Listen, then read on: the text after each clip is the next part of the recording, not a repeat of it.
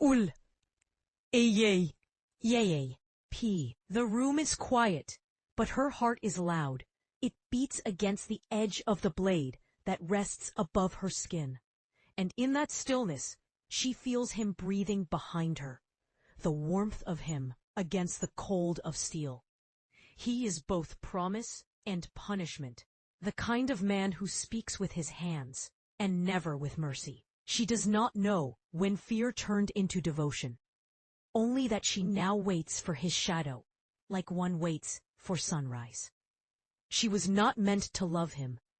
She was meant to escape him. But the moment he touched her, she forgot the meaning of freedom. He moves with the grace of someone who has ended too many things. Yet when he looks at her, his eyes soften, like she is not another ending, but a beginning born from ruin. He tells her she has a strong heart, and she believes him because it is still beating, even when he breaks it. He traces her throat like a map to something sacred, and she feels herself becoming smaller and infinite all at once. Her thoughts dissolve into the rhythm of the knife that never cuts but always threatens. She is alive because he allows her to be. She hates that it feels like love, and he hates that he cannot let her go. He remembers the first time he found her bleeding and smiling, whispering that death was too lonely, and he swore to teach her the beauty of pain. He did not know she would take it as devotion. He did not know he would too.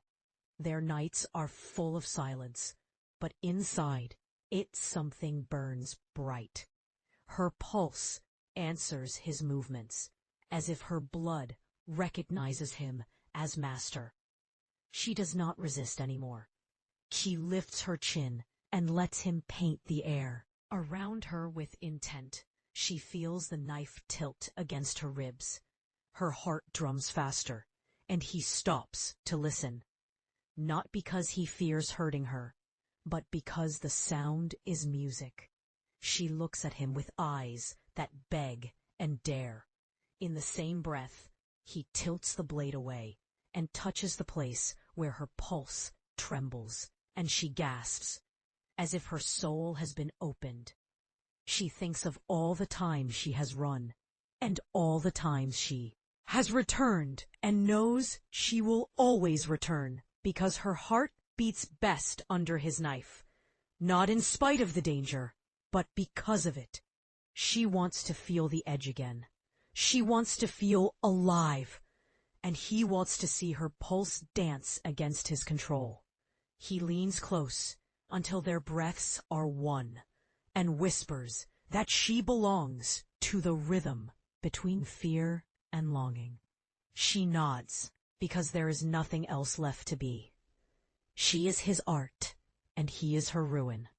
And together, they make something too dark for light to name, yet too beautiful for death to claim. And in that fragile balance, they stay. Her heartbeat steady against the promise of his blade, her skin warm beneath the hand that could end her. The night endless around them, and the world outside forgotten, her heart still beating, still daring, still his.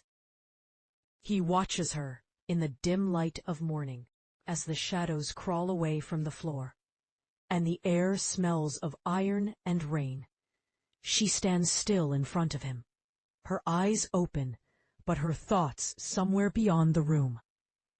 He steps closer and feels the pulse of her silence, the way she trembles, not from fear, but from the weight of what they have become. She reaches for him, not to hold, but to be held. And when his hands meet hers, the air thickens with everything they will never say. She was once his captive, yet now he is the one who cannot leave. He tells himself he keeps so close to protect her from the world, yet deep inside, he knows the truth. He needs her to remind him that he still feels.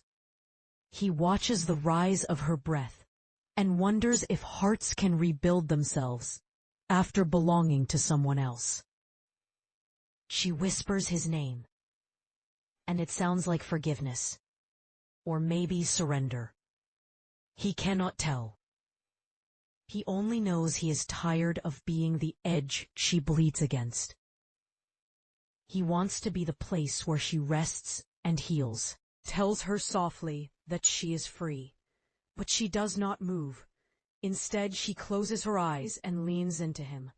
And in that small, quiet motion, he understands that freedom does not always mean leaving. Sometimes it means staying without fear. Sometimes it means learning to touch without breaking. She presses her forehead to his chest and feels his heart answer hers.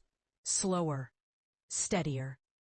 And for the first time in too long, he lets himself breathe, not as her captor, not as her keeper, but as the man who has found his own heart again within hers. Re-prate, period.